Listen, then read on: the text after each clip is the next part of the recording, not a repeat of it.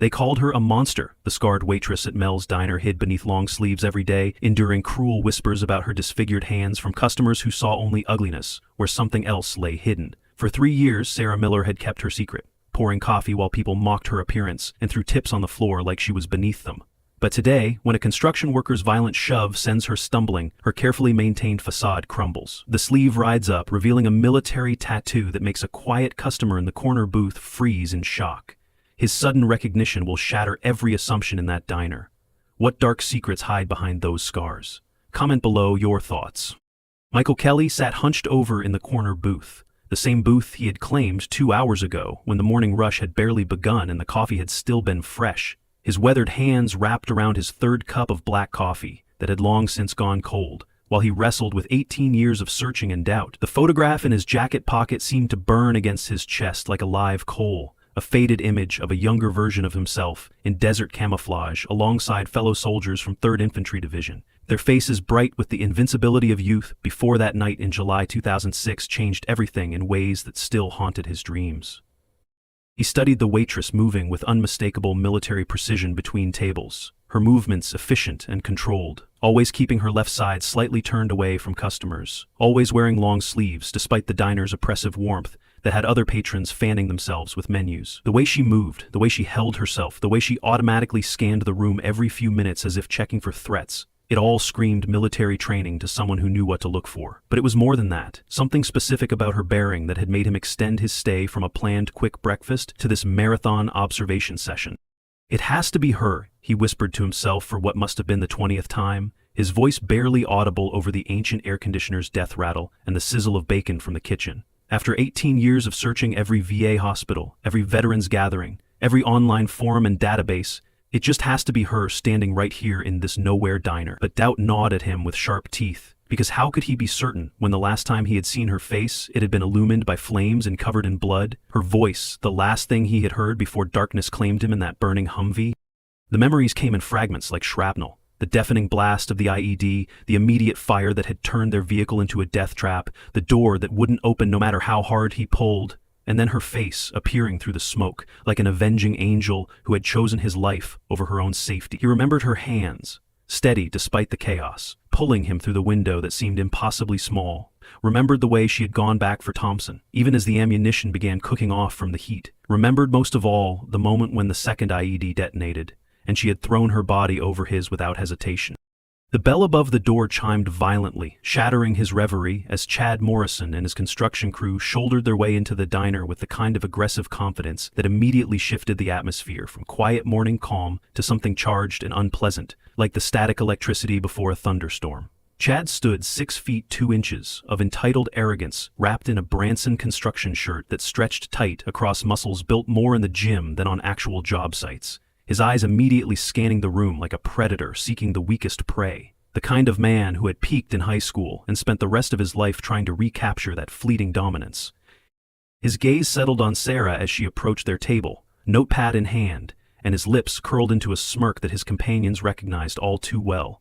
The expression that preceded his particular brand of cruelty disguised as humor. Behind him, his 2 crew members followed like hyenas trailing a lion, already chuckling in anticipation of whatever verbal abuse their leader was about to dish out, because this was their morning entertainment, their way of feeling superior to someone else before heading to a job where they were just anonymous laborers.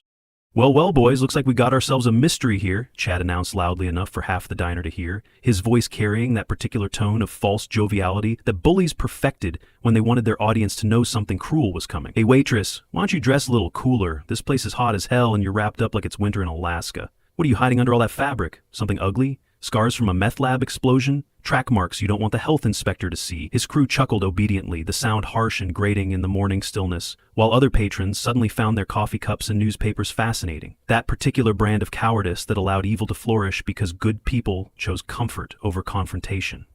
Sarah approached their table with measured steps, her expression a mask of professional neutrality that had been perfected through years of similar encounters. Though Michael noticed the slight tension in her shoulders, the way her left hand stayed carefully positioned behind the order pad. The morning sun slanted through the diner's grimy windows, casting long shadows that seemed to divide the room into territories. The bright spaces where normal life continued, and the darker corners where old traumas lurked, waiting for moments like this to resurface. Sarah's expression remained neutral, a mask perfected through years of practice dealing with difficult customers, but also something deeper, the kind of composure that came from facing true horror and surviving it. "Good morning, gentlemen. What can I get started for you today?" Her voice carried no emotion, no reaction to the insult, which only seemed to encourage Chad further, like a shark sensing blood in the water, but not realizing it was swimming toward its own doom. The very lack of reaction seemed to infuriate him, as if her refusal to be baited was a personal insult to his authority, and his face darkened with the particular rage of small men who needed others to feel. From his corner booth, Michael watched the scene unfold with growing tension, his hands unconsciously clenching into fists that bore their own scars from a different time and place, knuckles white with the effort of restraining himself from immediate intervention. Something about the waitress's bearing, the way she held herself despite the verbal assault, spoke to him of deeper strength, of someone who had faced far worse than the petty cruelties of small men and survived things that would break most people. The photograph in his pocket seemed to grow heavier as he studied her profile, searching for confirmation in the angle of her jaw, the set of her shoulders, the way she tucked a strand of dark hair behind her ear with her right hand, while keeping the left carefully positioned behind the order pad. All movements that seemed choreographed to hide something while maintaining the facade of normalcy. His mind raced through comparisons, overlaying his memories of that night with the woman standing before him, trying to reconcile the blood-covered hero of his memories with this quiet waitress who served coffee to people who didn't deserve to breathe the same air as her. Chad leaned back in his seat, making a show of looking her up and down with theatrical disgust that would have been comical if it weren't so genuinely cruel. Maybe start by explaining why you're dressed for winter in the middle of summer. Hiding burn marks? Some kitchen accident when you were too stupid to watch The Friar?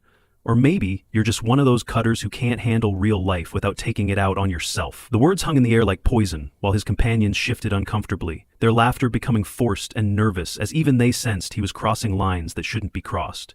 An elderly couple 2 tables over exchanged worried glances, the husband's jaw tightening as if preparing to speak, his hand reaching for the cane beside his chair, but his wife's gentle touch on his arm kept him silent with a whispered, "Don't make trouble, Harold. It's not our business," even as her eyes reflected the shame of choosing safety over righteousness.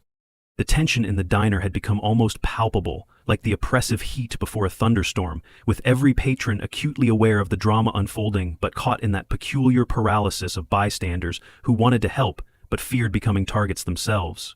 Even the cook had stopped his usual clatter in the kitchen, peering through the service window with a frown creasing his weathered face, his hand tightening on the spatula as if considering whether to intervene. It was one of those moments that revealed character, that showed who people really were when faced with the choice between comfort and courage, and most were failing the test as they had failed so many times before. The very air seemed to thicken with unspoken shame and building tension, creating an atmosphere where something had to give, where the pressure would either dissipate or explode, and everyone seemed to be holding their breath waiting to see which way the morning would break.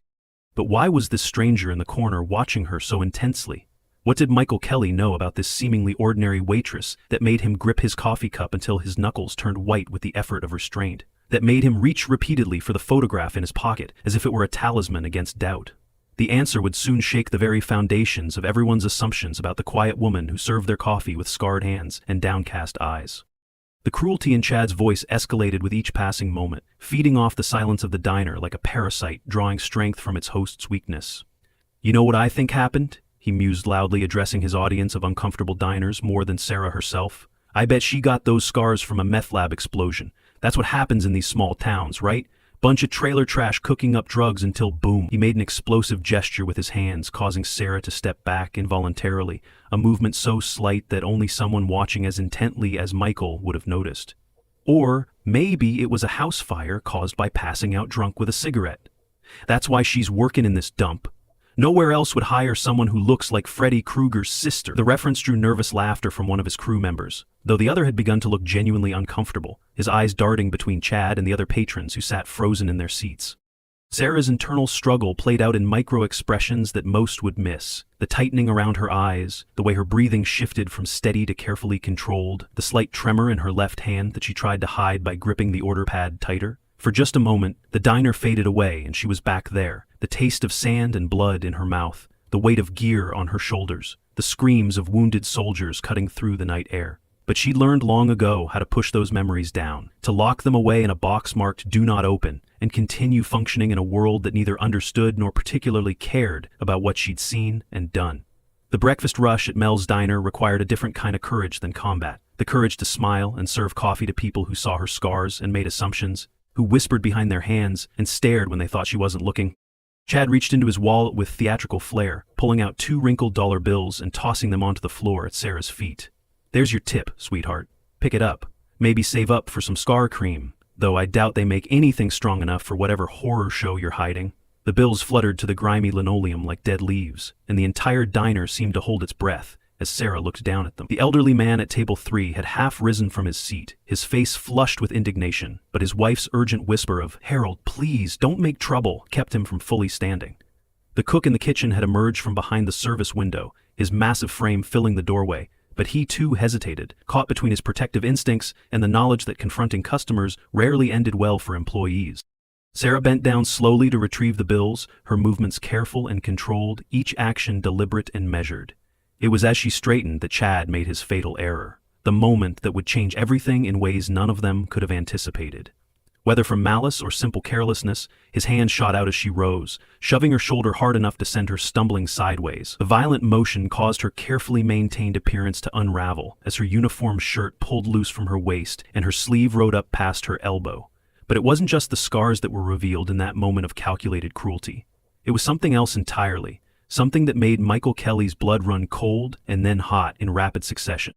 The tattoo stood out starkly against her scarred skin, military crisp and undeniably authentic. 3rd Infantry Division Ramadi, 2006, wrapped around an image of crossed rifles and the division's distinctive insignia. The scars themselves told their own story, a horrific narrative written in damaged flesh that spoke of extreme heat and violence, tissue that had been burned and healed in ways that suggested not accident, but sacrifice. The entire diner could see it now, this glimpse into a hidden history that transformed their perception in an instant. One of the younger customers, a college student home for summer break, whispered, "Holy shit, that's a military tattoo," loud enough for everyone to hear. The atmosphere shifted palpably, like the air pressure dropping before a storm, as understanding began to dawn on some, while others remained locked in confusion. Chad, however, remained oblivious to the changing mood, too drunk on his own perceived power to notice the way Michael had risen from his booth, or how other patrons were now looking at Sarah with something approaching awe rather than pity or disgust. "Oh, this is rich," he laughed, pointing at the exposed tattoo. "Look at this, boys. She's playing soldier now. What did you do, buy that fake tattoo online? Trying to get sympathy by pretending to be a veteran?" His laughter was harsh and grating, echoing off the diner's walls like breaking glass. "I've seen this before, these stolen valor types who buy military gear at surplus stores and pretend they served. Pathetic. As if anyone would believe someone like you actually served our country. You probably can't even spell Afghanistan, let alone claim you were there." Sarah stood frozen, her shirt still disheveled, the tattoo and scars fully visible now under the harsh fluorescent lights.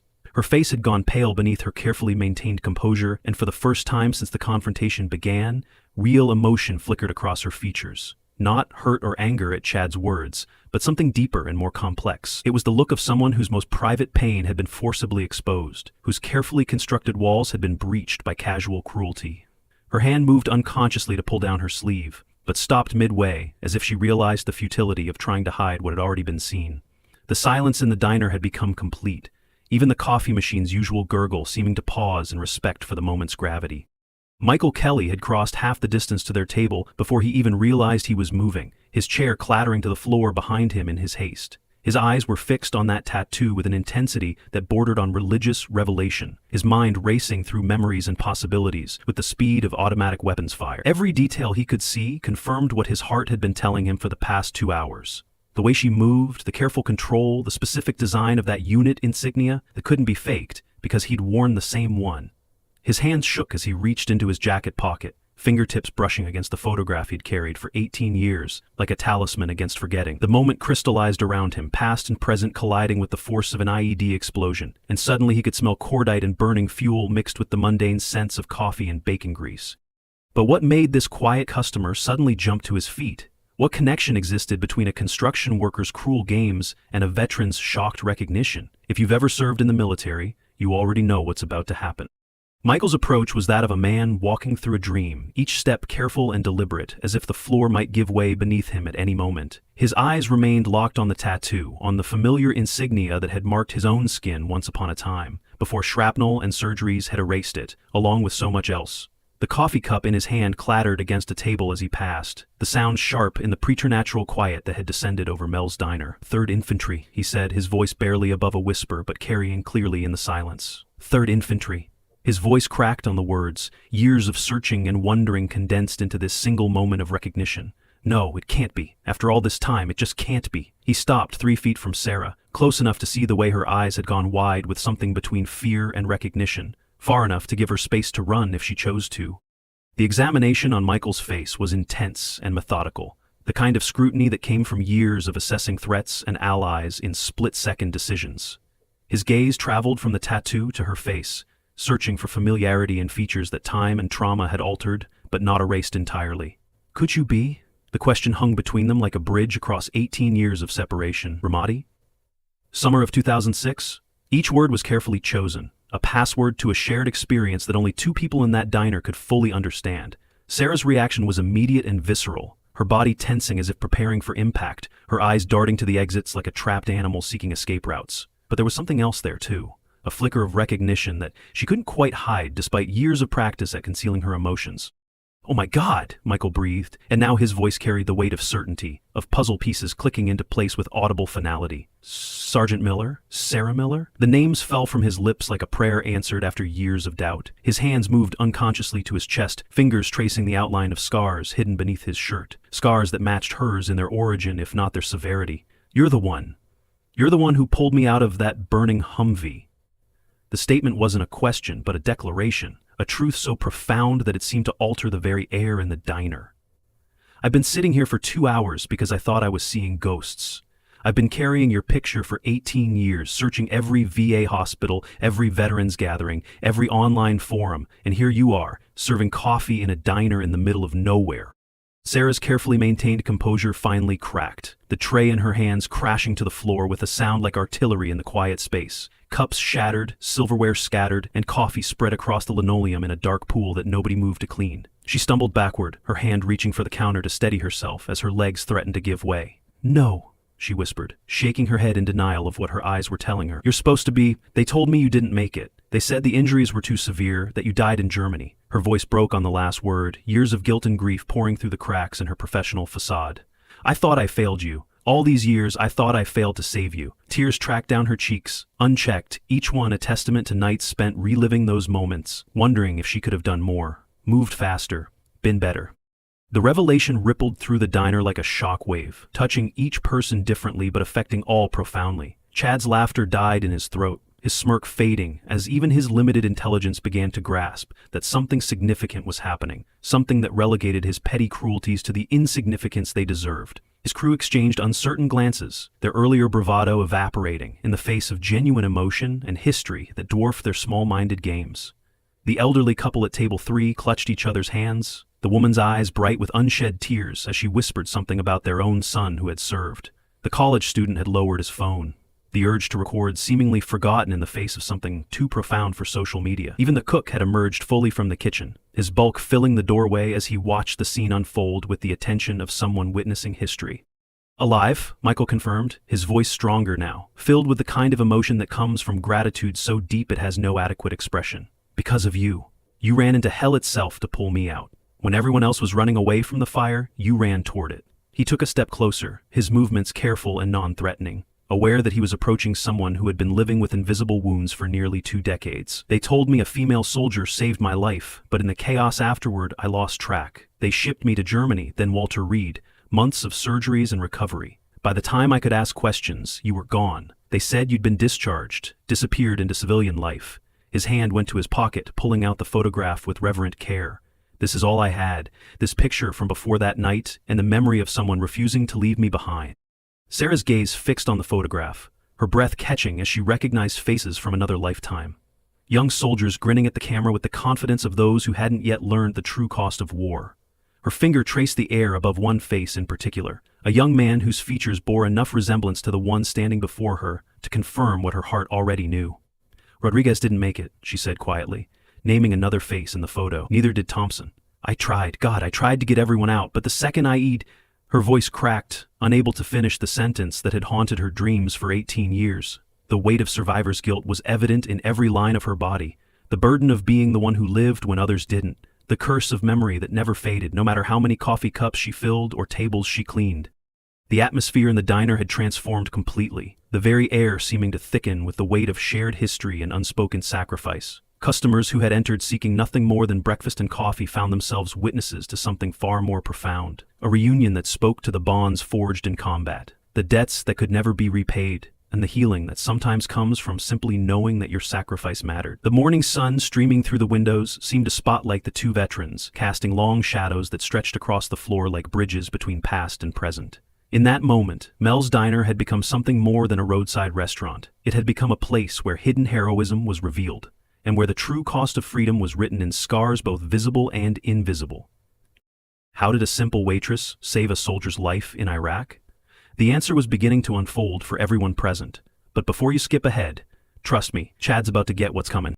Chad Morrison's face had undergone a transformation from smug superiority to confusion, and then to something approaching desperation as he sensed the shift in the room's dynamics. Like a predator suddenly realizing it had wandered into the territory of something far more dangerous than itself. Unable to accept that his position as the morning's entertainment director had been usurped by something genuine and profound, he doubled down on his cruelty with the blind persistence of a man who had never learned when to retreat, who had been raised to believe that backing down was weakness and kindness was for losers. His voice took on a wheedling quality that made him sound even more pathetic than before, like a playground bully suddenly confronted by adults who weren't impressed by his posturing. "Oh, come on," he scoffed, gesturing wildly at the scene before him, as if he could wave away the emotion like smoke. "Don't fall for this act. She probably just peeled potatoes in some military kitchen if she served it all. Look at her." He pointed at Sarah with a shaking finger, his movements becoming more agitated as he felt his audience slipping away from his control. "She's no hero, just a scarred-up nobody trying to get sympathy with a fake story about Iraq and burning vehicles and whatever else she's selling." The words tumbled out faster now, as if volume and speed could somehow restore his dominance over the situation he had so thoroughly misjudged, each sentence digging him deeper into a hole he didn't even realize he was creating for himself. "I've seen this con before. People buying military surplus gear at Goodwill and pretending they're heroes to get free meals and discounts. Stolen valor is what they call it, and it's disgusting. It's an insult to real veterans who actually served, not like this waitress who probably got those scars from a grease fire or a domestic situation gone wrong." He turned to his crew for support, but found them edging away, their faces showing the dawning recognition that their leader had crossed lines that couldn't be uncrossed, said things that couldn't be unsaid. Even they, not the brightest bulbs in the box, could sense that something fundamental had shifted in the diner's atmosphere, that they were no longer in safe territory where their usual behavior would be tolerated or ignored. The effect of Chad's words was immediate, but not what he had intended. Like throwing gasoline on a fire he thought was dying, only to watch it explode into an inferno that would consume him. Where before there had been uncomfortable silence in the face of his bullying, now there was a palpable anger building among the diner's patrons, the kind of collective rage that came from witnessing someone attack what they had just learned was sacred. The elderly man at table 3 was fully on his feet now, his wife no longer restraining him, his weathered face set in lines of disgust that spoke of someone who had seen real valor and recognized its opposite when confronted with it. "You ignorant little shit," he said, his voice shaking not with age but with fury. "I served in Vietnam and I know a real soldier when I see one. Sit down and shut your mouth before you make this worse for yourself." But Chad was beyond reasoning, beyond the ability to read the room or recognize the danger he was in, trapped in his own narrative of superiority that was crumbling around him like a sandcastle before a tsunami. It was Michael Kelly's reaction that would prove most devastating, his face cycling through emotions, from disbelief to rage to something colder and more controlled.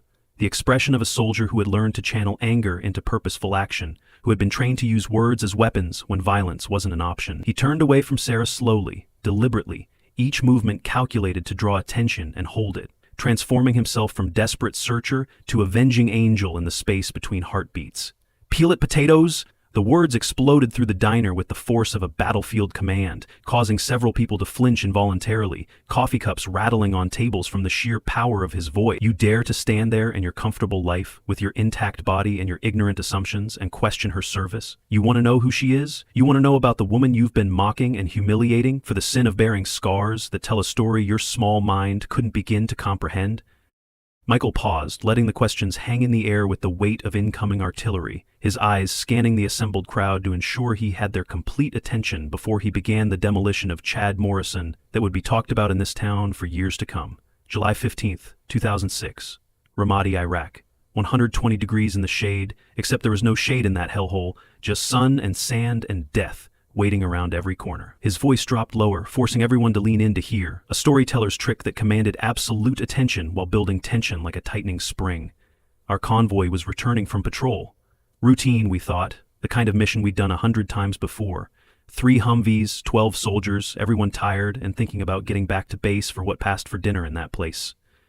Then, the world exploded. He paused again, his eyes distant now, seeing not the diner but a dusty road half a world away, reliving moments that had been seared into his memory with the kind of clarity that only trauma provides.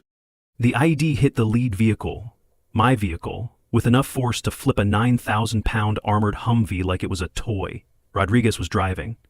Michael's voice caught on the name, humanizing the statistics of war. Good kid from El Paso, 22 years old, had a girlfriend back home he was going to propose to when we got back. The blast killed him instantly. At least, that's what we told ourselves, because the alternative, that he suffered in those flames, was unbearable to consider. Thompson was unconscious, bleeding from a head wound that looked survivable if we could just get him help fast enough. And me? His hand went unconsciously to his chest again, fingers tracing scars through his shirt. I was trapped.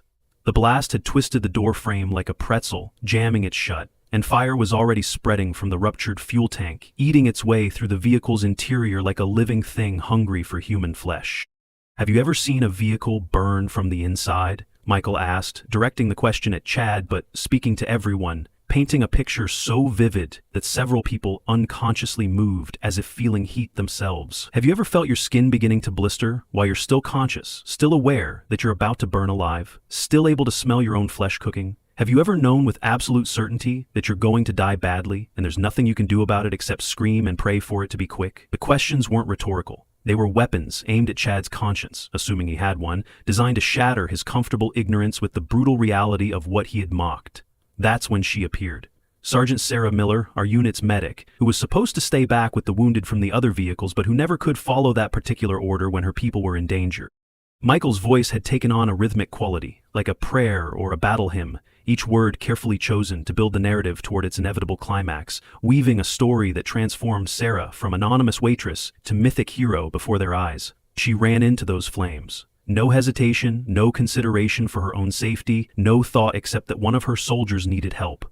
She had nothing but her bare hands and combat knife to break through the window, her medical supplies useless against the immediate threat of fire, just determination that I've never seen matched before or since in all my years of service. He looked directly at Chad now, his gaze piercing through the man's bravado like a laser through paper. He pulled me out first, dragging 200 pounds of soldier and gear through a window that seemed impossibly small, the flames licking at her uniform, her exposed skin already blistering from the heat. But she didn't stop. She went back for Thompson, even though anyone with functioning eyes could see the fire had spread too far, even though the ammunition was starting to cook off from the heat, sending rounds in every direction like deadly fireworks. That's when the second IED detonated, Michael continued, his voice dropping to barely above a whisper, forcing the absolute silence in the diner to deepen as everyone strained to hear. Command later said it was positioned specifically to catch first responders, a tactic the insurgents had perfected to maximize casualties among medics and rescue personnel. Sarah saw it coming, that split second of recognition that comes from experience and training, and instead of diving for cover like any sane person would do, she threw her body over mine.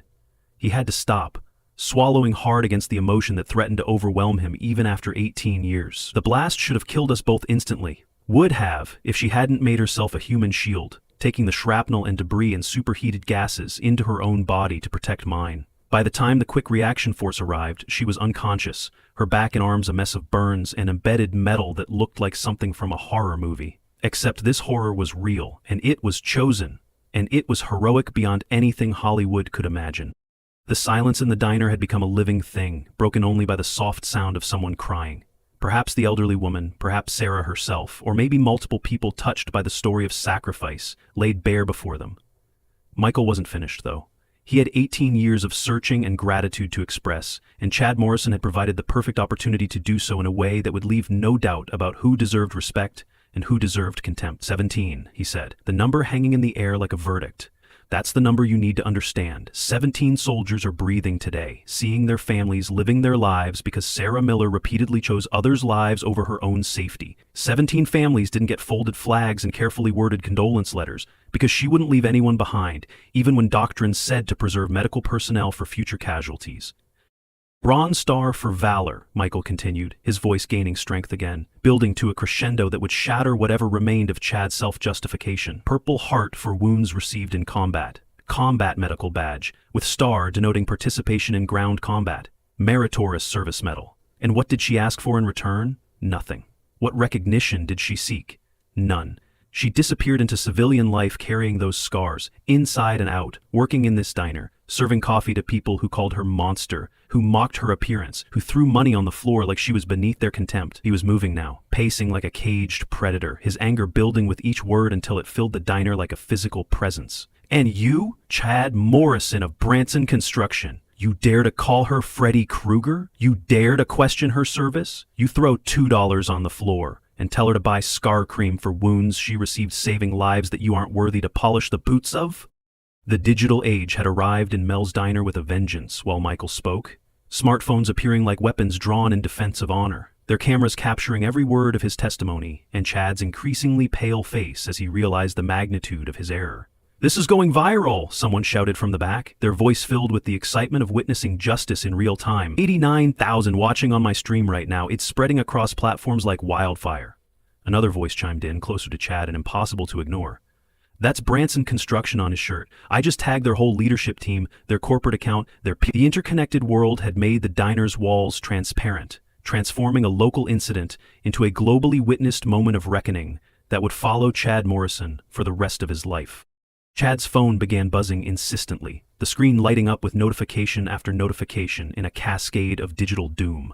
His face, already pale from Michael's words, went ashen as he glimpsed the caller ID showing his boss's name, then his supervisor, then numbers he didn't recognize that were probably reporters or angry citizens who had found his information online. The phone continued to ring, joined by text message alerts and social media notifications in a symphony of impending consequence that grew louder with each passing second. "My boss," he whispered, the words barely audible over the electronic noise. "Oh God, my boss is calling." But the crowd that had formed between him and the exit wasn't interested in his suddenly urgent need to deal with the consequences of his actions, their faces reflecting the collective decision that he would face the music here, in front of everyone, in front of her. Who was calling Chad's phone over and over again? The answer was becoming clear as comments flooded in on the live streams, spreading across the internet like digital wildfire. His employer, his colleagues, reporters from local news stations, veterans organizations, and soon, everyone who mattered in his life would know exactly what kind of man he was. Type karma if you think Chad deserves what's coming next, because the universe was about to deliver a lesson in respect that he would never forget, carved into his life with the permanence of Sarah's scars. The manager of Mel's diner, Bob Hutchinson, burst through the kitchen doors with the force of a man who had heard enough to understand that his establishment had become ground zero for something far beyond a simple customer dispute. A Vietnam veteran himself, though he rarely spoke of it beyond the faded Marine Corps tattoo on his forearm, Bob's expression reflected fury mixed with personal shame. He took in the scene with a single sweeping glance. Sarah standing exposed with her scars visible to all, tears still tracking down her face. Michael trembling with righteous anger, and Chad desperately trying to silence his constantly ringing phone while the crowd blocked his escape. "What in the hell is going on in my diner?" Bob's voice carried the authority of someone who had given orders under fire, transforming his question into a demand for immediate answers. One of the live streaming customers thrust their phone toward him, showing him a replay of the confrontation that had already been viewed hundreds of thousands of times. Bob's expression darkened with each passing second, his jaw clenching as he watched his employee being humiliated and assaulted. "Chad Morrison," he said, his voice dropping to a dangerous whisper. "Get out of my establishment now, and if I see you within 100 yards of here again, I'll have you arrested for trespassing and assault. Move." But Chad's path was blocked by customers who had formed a human barrier, their faces reflecting collective anger. "My phone," Chad stammered, looking at the screen where his boss's name flashed urgently. "I need to answer." The crowd wasn't interested in his excuse. "Answer it here," someone demanded. "Put it on speaker. Let's all hear what Branson Construction thinks." With shaking hands, Chad accepted the call and fumbled with the speaker button. His boss's voice exploded into the diner. "Morrison, what the fuck have you done? We've got thousands of messages flooding every channel. Our website has crashed and there are news vans heading here right now. The owner called me personally. Do you understand? You're fired, effective immediately. Security will box up your things. Don't come to the property. Don't list us as a reference. And Morrison, you better pray this doesn't escalate to legal action." The line went dead, leaving Chad standing there with the phone still pressed to his ear, his face drained of all color as the reality of his situation crashed down upon him like a collapsing building. Sarah found her voice for the first time since the confrontation had shifted from cruelty to revelation. "I didn't want this," she said, her words measured and careful.